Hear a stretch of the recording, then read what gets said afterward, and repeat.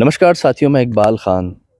आज हम बात करेंगे चैट जीपीटी के बारे में। आज मैं लेके आया हूँ आपके सामने सुमिधा को, जो कि अमेरिका में है, न्यूयॉर्क में है और रिसर्चर्स हैं आर्टिफिशियल इंटेलिजेंस की।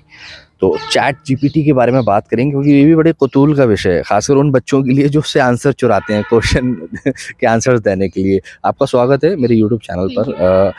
यू। चैट जीपीटी क्या है ये चैट जीपीटी? तो ये बेसिकली एक टेक्नोलॉजी बनाई गई है लैंग्वेज के ऊपर, और हम मशीन को समझाना चाह रहे हैं कि लैंग्वेज होती क्या है, लैंग्वेज के रूल्स क्या हैं, लैंग्वेज को पढ़ा कैसे जाता है।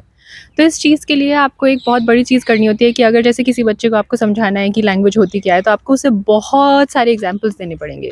तो ऐसे ही चैट जीपीटी को बहुत बहुत सारा टेक्स्ट डेटा दिया जाता है, इंटरनेट डेटा के फॉर्म में, क्योंकि डिजिटल डेटा हमें चाहिए होता है।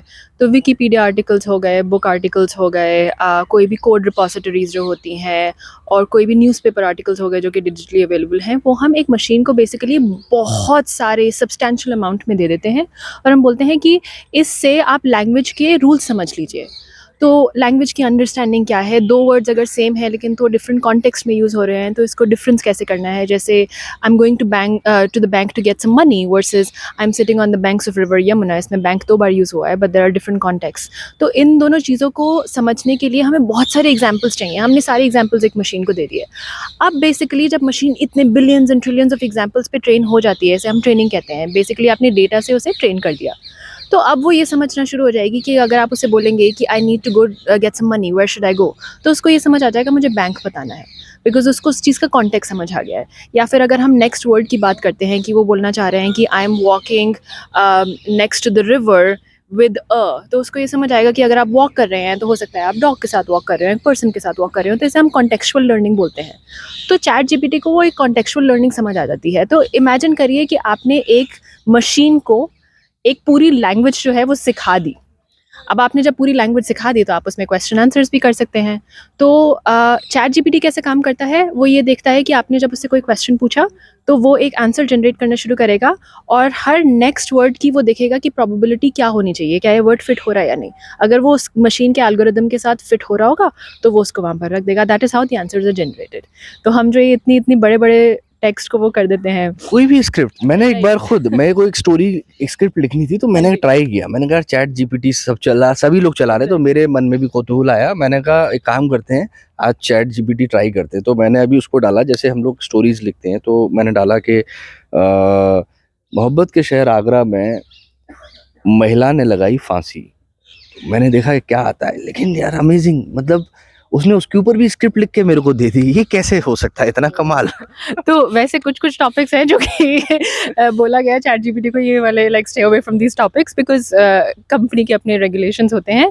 बट हाँ, मतलब जैसे ताजमहल वाली चीज़ है, चैट जीपीटी को समझ आएगा कि आपने ताजमहल के बारे में बोला है तो उसके पास हिस्ट्री है, बिकॉज़ ट्रेनिंग डेटा में हिस्ट्री है।